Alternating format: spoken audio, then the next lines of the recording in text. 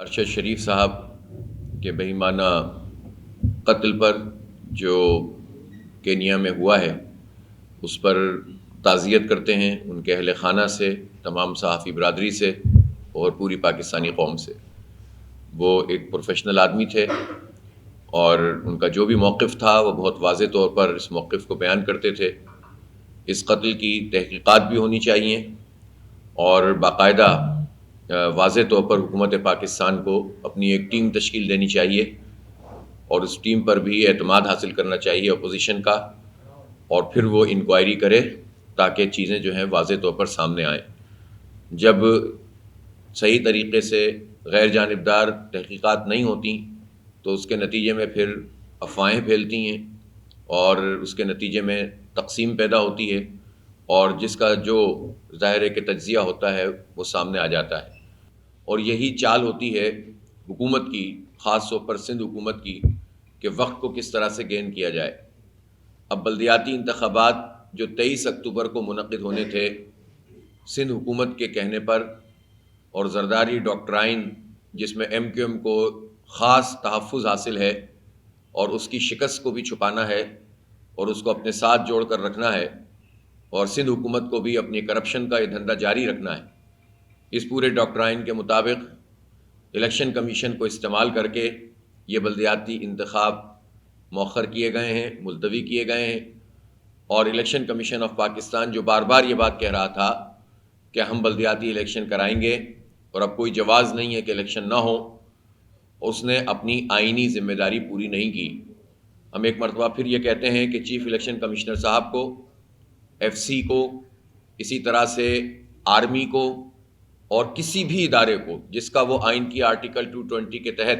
اختیار رکھتے ہیں،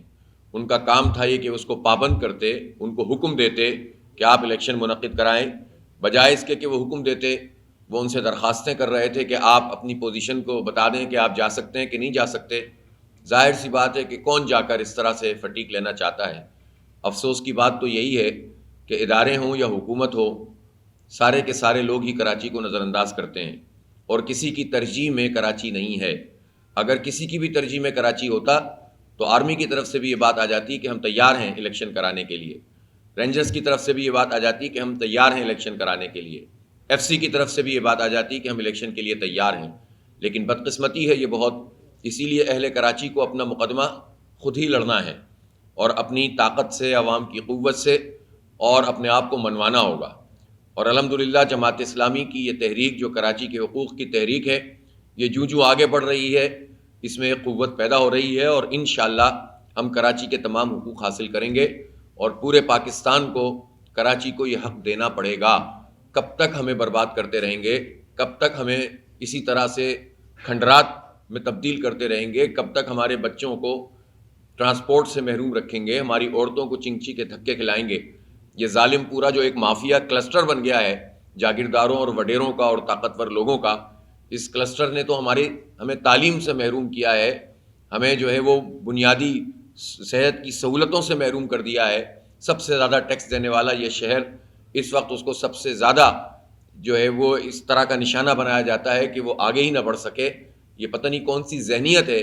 جو سب جگہ ہمیں نظر آتی ہے۔ اس لیے اہل کراچی کو اتحاد کے ساتھ، یکجہتی کے ساتھ، تمام اس کے رہنے والوں کو متحد ہو کر، اور الحمدللہ جماعت اسلامی کی لیڈرشپ موجود ہے، اس کے ساتھ مل کر اپنا حق بھی منوانا ہے اور اپنے آئینی اور جمہوری حقوق کا تحفظ بھی کرنا ہے۔ آپ یہ بتائیں کہ اس وقت شہر کراچی میں جو صورتحال ہے، پورے شہر میں سڑکیں ٹوٹی ہوئی ہیں اور استر کاری کا کام شروع کیا گیا ہے۔ کام شروع ہونے سے پہلے ہی سندھ حکومت کی طرف سے اشتہارات جاری ہوئے ہیں کروڑوں روپے کے، اور ان اشتہارات میں جن سڑکوں کو بتایا گیا کہ ہم نے تعمیر کر دی، اس کا نقشہ آپ جا کر ذرا دیکھ لیجئے، سب پتہ چل جائے گا کہ کیا کچھ دھندا ہو رہا ہے۔ اخبارات میں یہ خبریں شائع ہو رہی ہیں کہ بغیر ٹینڈر کے پروسیس کے پیسے جاری ہو رہے ہیں اور کرپشن کا ایک نیا بازار گرم ہو چکا ہے۔ یہ بات بھی پتہ چل رہی ہے کہ جو فنڈز بھی بین الاقوامی اداروں کے یا سندھ حکومت کے ترقیاتی فنڈ کے یہاں موجود ہیں اور جو کراچی پہ لگنے چاہیے، ان فنڈز میں بھی بڑے پیمانے پر 70-80% کرپشن ہونے جا رہی ہے۔ اور اگر دیکھنا ہو تو جہانگیر روڈ کو بھی دیکھ لیجئے، شاہراہ نور جہاں کو بھی دیکھ لیجئے، آپ جا کر یونیورسٹی روڈ کی حالت بھی دیکھ لیجئے، اور اب تو یونیورسٹی روڈ پہ انہوں نے جو کچھ بھی کیا اس کو یہ ریڈ لائن سے چھپا دیں گے، یعنی گویا کام نہیں کیا،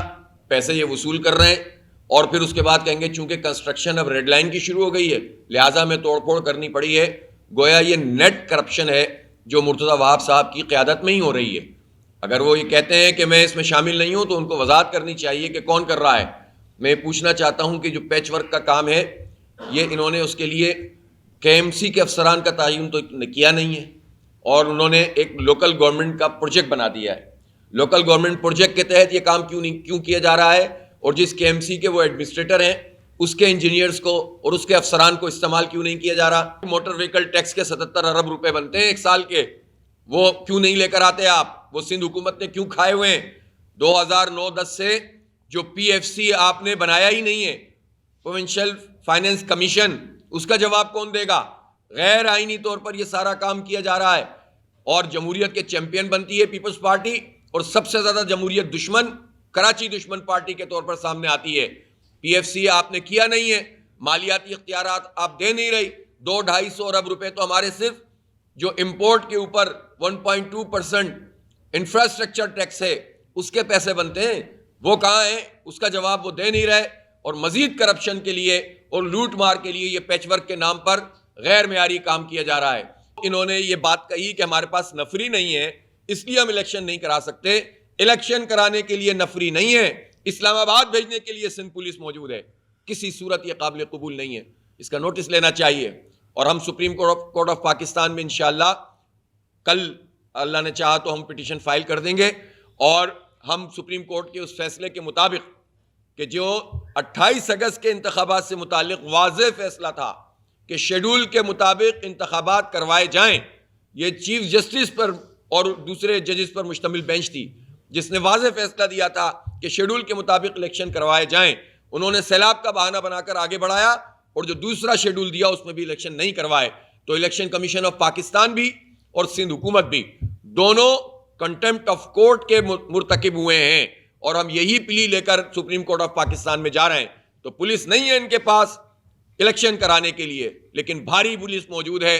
اسلام آباد بھیجنے کے لیے۔ شرم کا مقام ہے سندھ حکومت کے لیے کہ یہ کیا کھیل کراچی کے لوگوں کے ساتھ اور سندھ کے عوام کے ساتھ کھیل رہے ہیں۔